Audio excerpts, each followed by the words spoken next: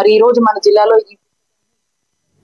కాంగ్రెస్ ప్రభుత్వం ఇచ్చిన హామీల మేరకు బీసీలకు ఇచ్చిన హామీని అమలు చేయాలని బీసీ సంక్షేమ సంఘం రాష్ట్ర అధ్యక్షులు ఎర్ర సత్యనారాయణ అన్నారు. రిజర్వేషన్లను అమలు చేయకపోతే జూన్ 18వ తేదీన ఇందిరా పార్క్ వద్ద మహాధర్నా చేపడతామని హెచ్చరించారు.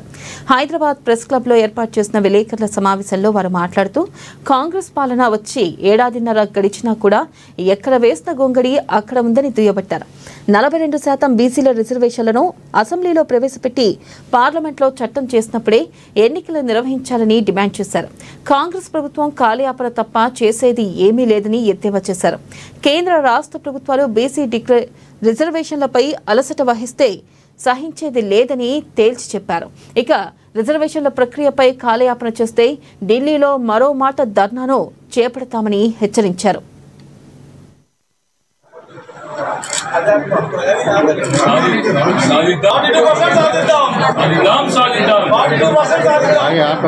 ఒకవేళ ఈ రోజు వరకు కూడా లేదు కాబట్టి మీరు రిజర్వేషన్